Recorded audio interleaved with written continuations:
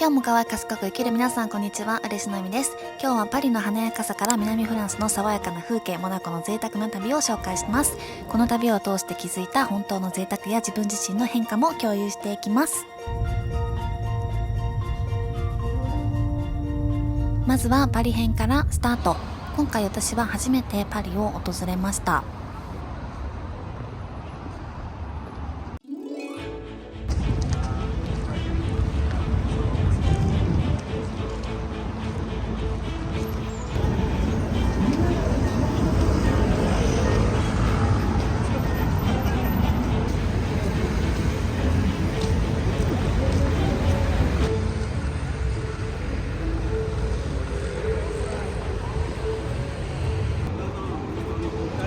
まず向かったのはシャンゼリゼ通りにあるラリュレです。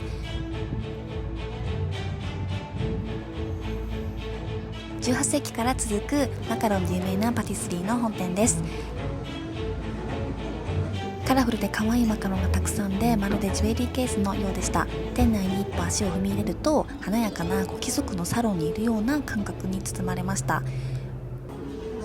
そしてマカロンのお味は表面はカリッと中はしっとりとした食感で、程よい甘さでとっても美味しかったです。私はカフェが大好きで、お散歩中も頻繁にお茶しないと生きていけないタイプです。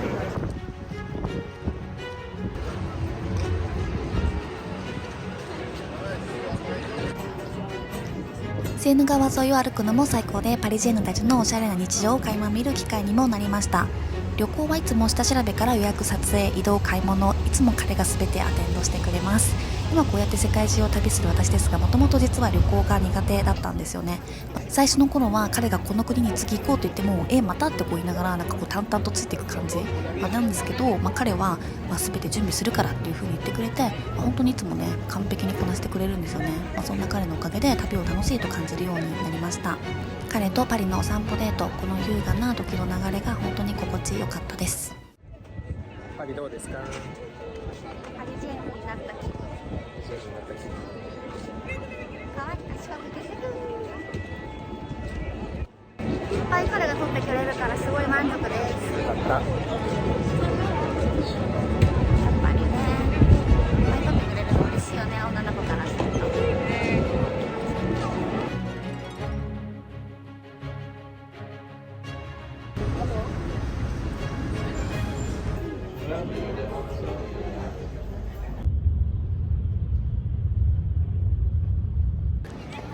そしてルーブル美術館にやってきました。ルーブル美術館は世界最大の美術館で、古代エジプト、ギリシャ、ローマ、幅広い時代ジャンルの作品が展示されています。展示作品も約3万5000点と全部見るのは大変なので、事前に見たい作品をピックアップしておくのがおすすめです。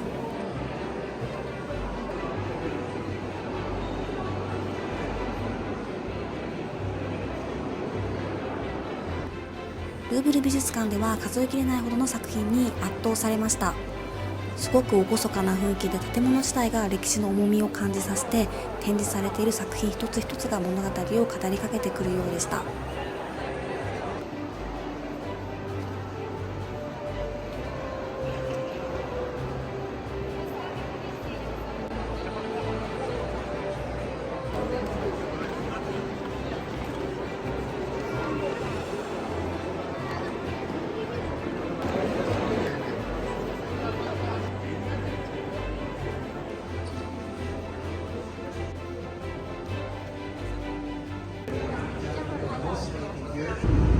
パリでの観光を終えて飛行機に乗って南フランスのニースに移動します。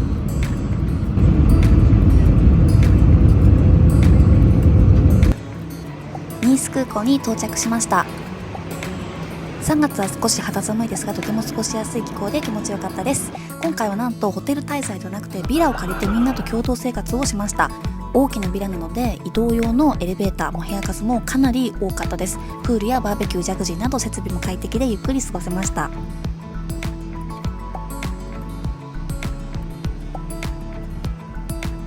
かわいい顔して。めっちゃいいですよ。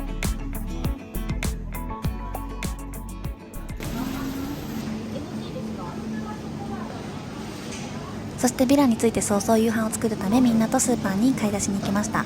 南フランスのニースは地中海に面していて新鮮な野菜魚介類がたくさん取れます。ワインも本当にたくさんあって、日本だと高級ワインって特別なセクションにあると思うんですけど、ここでは3から5ユーロぐらいで安くて美味しいワインが何百種類もありました。そして1週間分の食材を調達しました。めちゃくちゃ多い。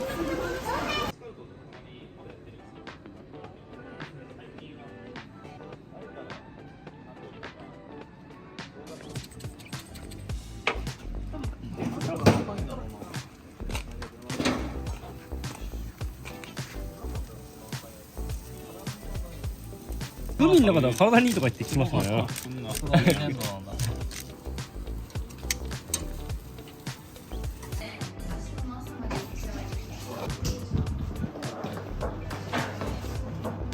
今回の仲良しメンバーは全員日本人でマレーシア、タイ、ドバイに住んでいるメンバーです。みんなそれぞれファイヤーしていたり国内外でビジネスしていたりとても面白い友人たちです。このプチ共同生活を通して様々な家族パートナーシップの形があることに気づきました。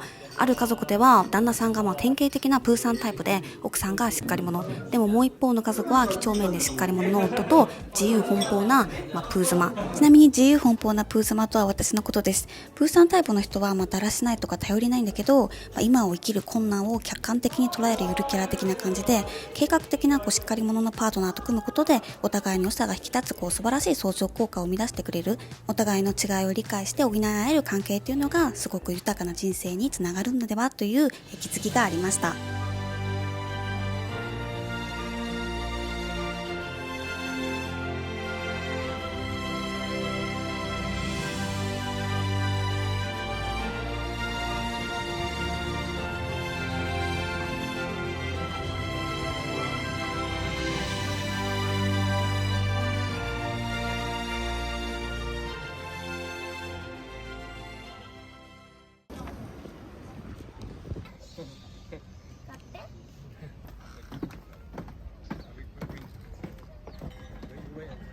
モナコではクラシックヨットでのシャンパーニュパーティーという、文字通り贅沢な体験もしました。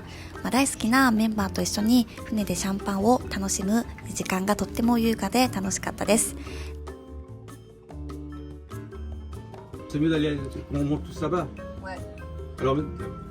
このパーティーでいただいたのはカロリーヌ・デュフールというシャンパーニュです。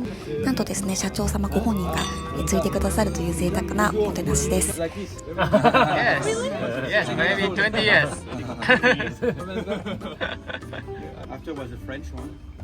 I don't know. You have to look for Japanese one. Maybe you. You can learn sailing and go to Monaco by boat. It's very courageous, huh?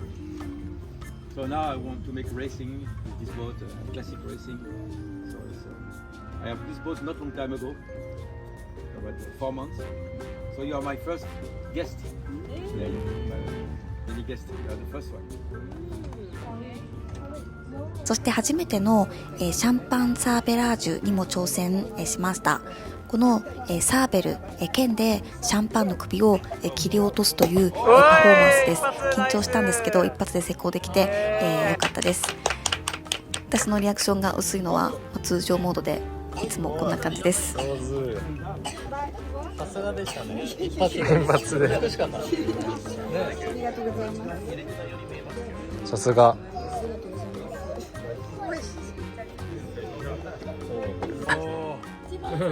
この体験を通して気づいたのはやっぱり表面的な高級感だけが贅沢じゃないっていうことです。確かにヨットは高価ですし、シャンパンも最高級でした。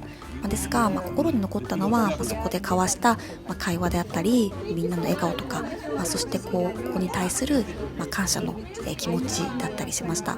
昔の私とかだったら高級ヨット乗ったとか高級シャンパン飲んだっていう、経験自体を、自慢したくなったと思うんですね。でも今回は違って、むしろ、こんな大好きで素敵な人たちと出会えて一緒にこの時間を過ごせることが、最高の贅沢だなというふうに心から、思いました。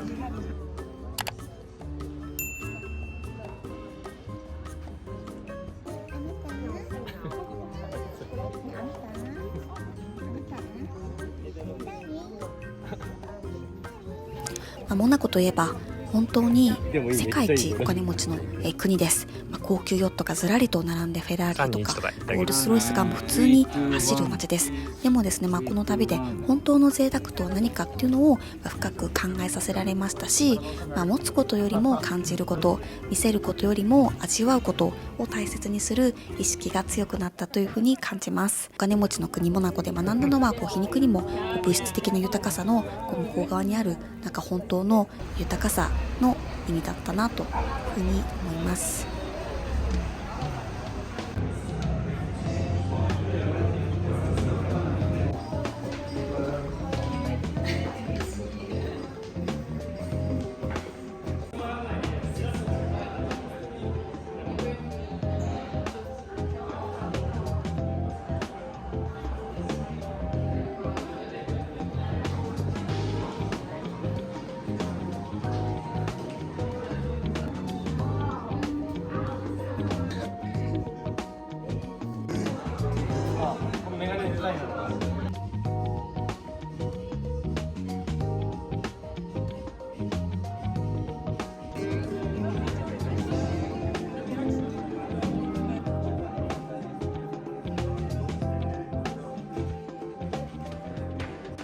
Okay, let's go.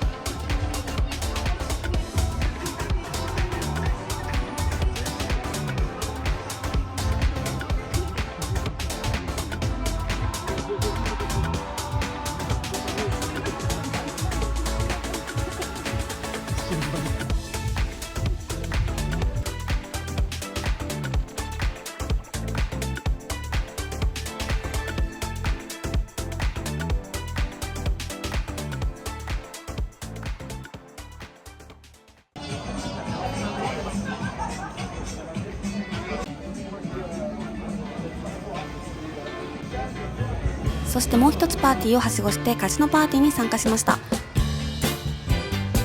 モナコ界隈では日夜いろいろなパーティーが開催されています。モナコと南フランスの地中海沿い一帯をコートダジュールと呼びますが、コートダジュールは気候が良くてバカンス先として世界で最も人気のリゾート地です。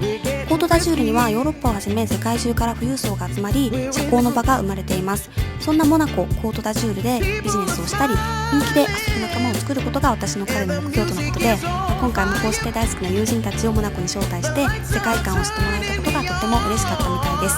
私も可愛く賢い最強の日本人女性たちと世界中で一緒に仕事と遊びを本気で楽しみたいという夢があります。そのステップとして2年前にイギリスのサロンを立ち上げました。最近 YouTube を見て入ってくださる方が本当に多くてすごく嬉しいです。詳しくはぜひ概要欄を見てみてください。そして新しく SNS と AI をテーマにした YouTube チャンネルを始動するので、ぜひそちらも楽しみにしていてください。みんなで選択の自由を手に入れて人生を楽しみましょう。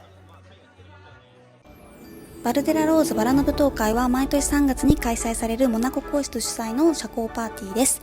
モナコのアルベール大公やシャルレーヌ公妃をはじめ世界中のセレブが参加します。私が2年前に初めて参加した時に映画の世界みたいっていう風に興奮していると、モナコのボスは私たちはその映画の世界が日常なんだ、美しい人生を送りたいなら一回参加して満足するんじゃなくて、毎年のように参加してこれを日常にすることが肝心なんだよというふうに教えてくれました。バラの舞踏会の翌日はモナコでゆっくりしました。モナコのマリーナにはスーパーヨットがずらりと並んでいて、日本ではクルーザーって呼ぶんですけど、英語ではスーパーヨットっていうふうに言います。大型のスーパーヨットになると、なんと燃料を満タンにするだけで1000万円以上かかるとのことです。すごいですよね。私たちはランチをしにモナコの会員制ヨットクラブにやってきました。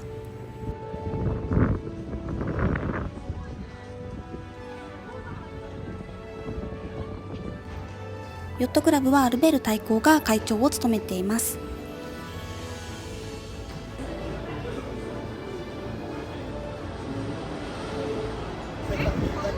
ットクラブのメンバーはマリーナに自身のヨットを止めておくことができるだけでなくて、レストランやテラス、ボールルーム、プールなど充実した設備を利用することができます。モナコのマリーナや丘の上の王宮を一望することができて、とっても綺麗でした。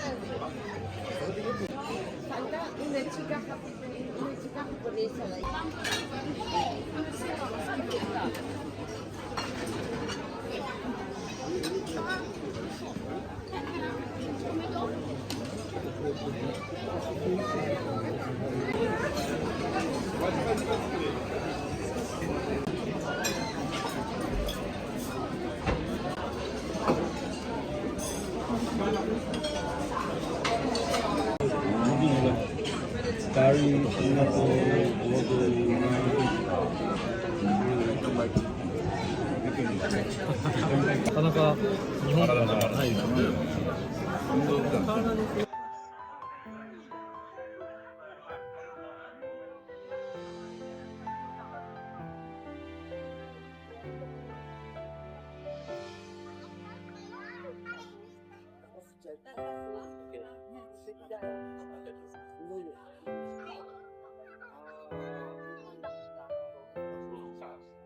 ここで少しモナコの紹介をします。モナコ公国の面積はおよそ皇居2個分で、バチカン市国に次いで2番目に面積が小さい国です。地中海の宝石とも称されるモナコは、青く輝く海と洗練された街並み、格式高い文化が共存する世界中のセレブを魅了する国です。人口は約3万人、そのうち富裕層が多数を占める特別な場所です。公国というのは公爵が統治している国のことで、現在のモナコ元首はアルベール2世です。元ハリウッド女優でモナコ公妃となったグレース・ケリーの息子さんです。おすすめの映画グレース・オブ・モナコ公妃の切り札では、グレース・ケリーの活躍とモナコの歴史をよく知ることができます。モ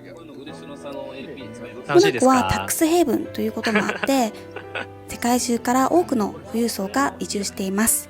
モナコは世界で最も家賃や物価が高くて、それなりの生活をするには年収1億円が最低ラインとのことです。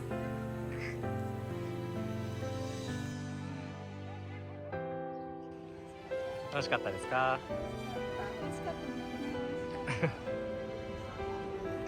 じゃあ王宮広場に行きましょう。続いて丘の上の王宮広場へ向かいます。王宮がある旧市街地には選ばれた人だけが住める低層住宅エリアと商店があります。こちらが王宮と王宮広場です。アルベール大公が住まれています。タイミングが良ければ衛兵の交代式を見ることができます。王宮の中で太后と一緒にオペラを見る会も開催されているみたいなので、いつか行ってみたいなと思いました。こちらの王宮広場からはモナコの景色を一望することができます。高い建物があるエリアがモナコ全体なので、いかに小さい国かがわかります。5月の F1 に向けてマリーナ沿いでは仮設の観覧席を準備中でした。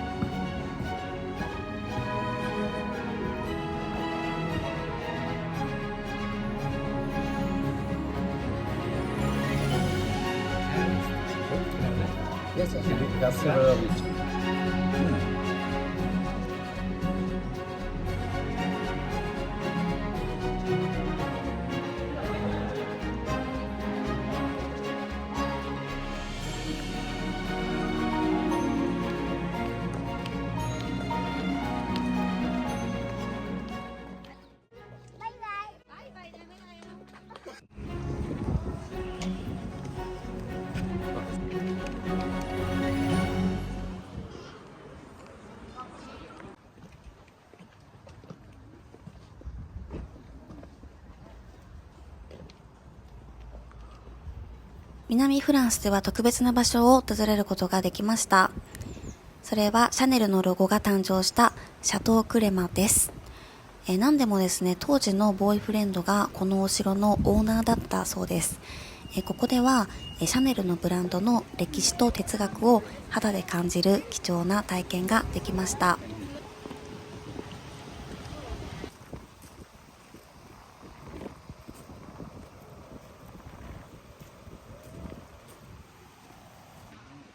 ココシャネルがこちらに滞在した際、このお城の紋章を気に入って許可をもらってシャネルのロゴにしました。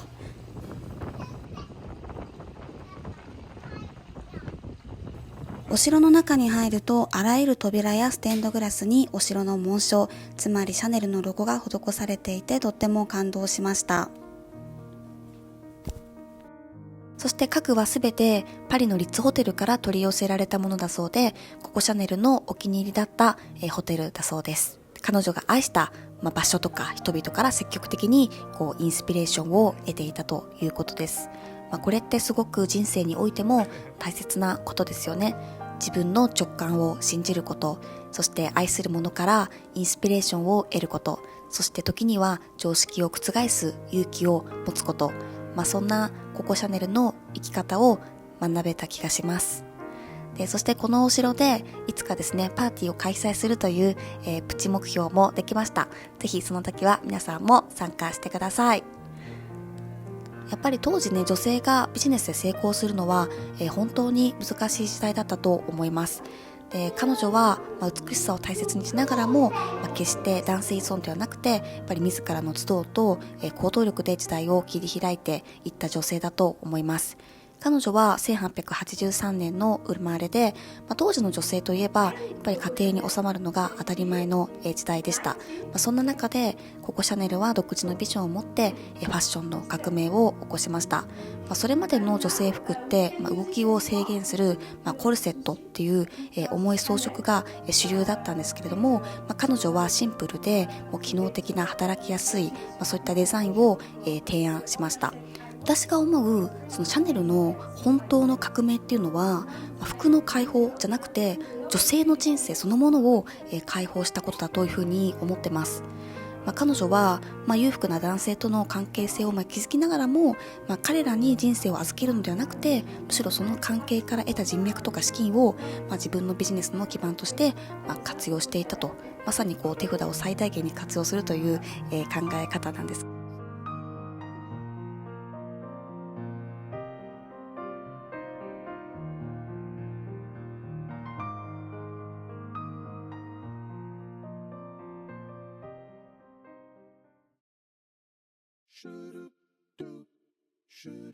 で、シャネルのこういった自分の力で稼ぎ、選択肢を広げるという姿勢、美しさと自由は両立するという彼女の哲学はまさに現代の女性にも響くメッセージですし、年代を超えて多くの女性から愛され続けられる理由かなと思います。こういった背景なんかを知るとブランドの見方がガラッと変わりますよね。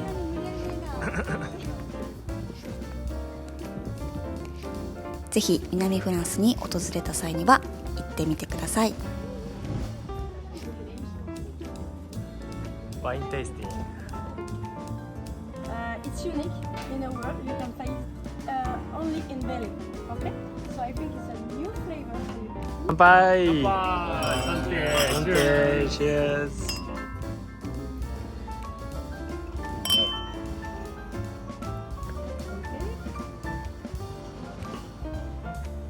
二人で乾杯して。か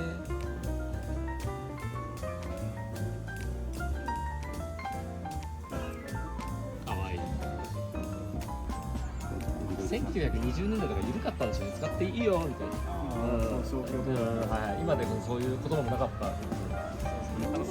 聞いてください。一番大事なブドウだそうで。ですよね。皆さん気合い入れて飲んでください。And this one is only 700 オッケー。じゃあいいよいいよ。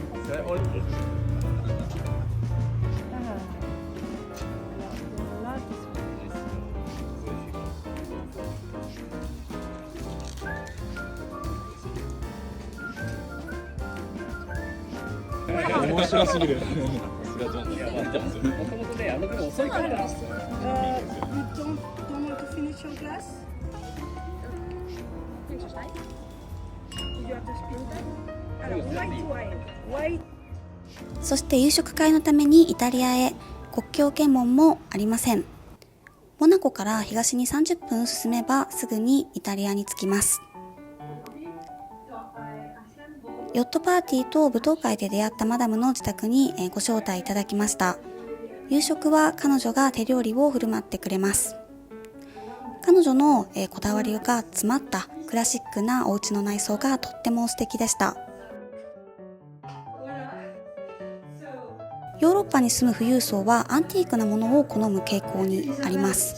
何世代にもわたって受け継がれたアンティークな家具やアールデコのインテリア、クラシックカーなど、便利ではないかもしれないんですが、その傷や風合いの一つ一つに歴史と物語が刻まれている、それが真の豊かさとして愛され大切にされています。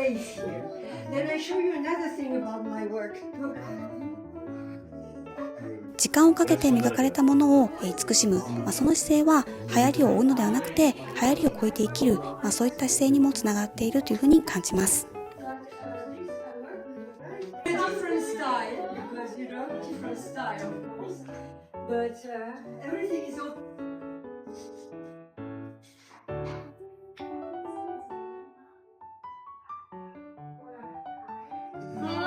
The 22nd. That's my philosophy. I am a little bit different. It's a beautiful mind. We love it. We love it. We need to be with the universe, with the nature, and then we are balanced. Okay. Thank you for arranging. Cheers. This is my pleasure. Yeah, cheers. This is my pleasure. No, don't move. We are here. We are all here. Et ouais, c'est trop sympathique. Faut que je fasse une photo de tous ces jeunes Japonais qui sont absolument magnifiques. Comment? The girls.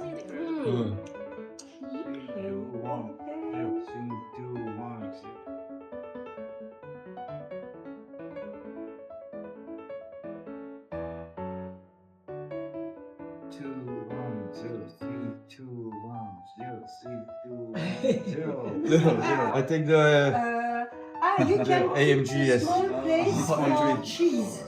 Okay. You can keep. 秀樹君は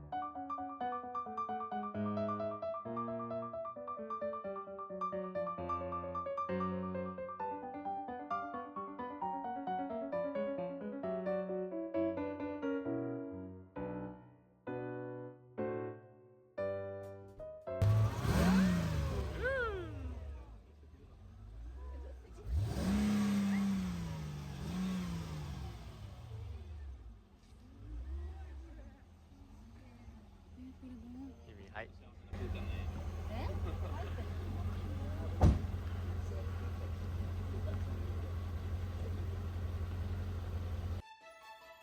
いよいよ帰国日が近づいてきました。今日はカンヌをゆったり散策します。国際映画祭の開催地として有名なカンヌはモナコから約1時間ほどのリゾート地です。ハイブランドや5つ星ホテルが立ち並んでいて、ラグジュアリーな空気が流れています。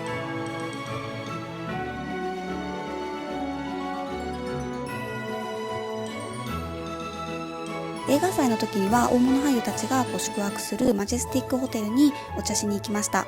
国際映画祭は毎年5月に開催されます。映画祭の後モナコの F1 が開催されるのでセットで見に行くのがおすすめです。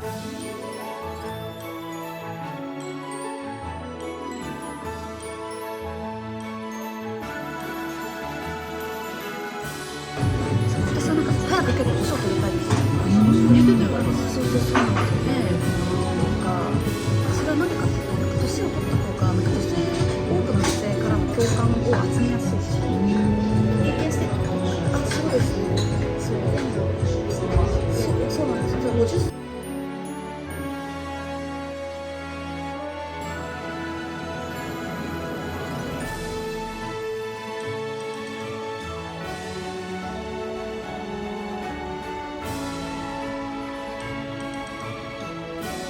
じゃあ皆さん本日ねここに出会えて3手しましょう。みんなでフランスなんで。じゃあ行きます。3手。3手。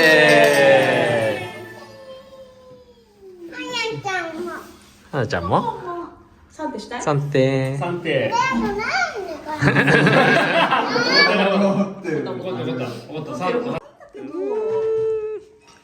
ちょっと可愛く描いてくれてありがとう。ゆみちゃんだねこれ。プリンセスゆみ？本当だ。上手だ花。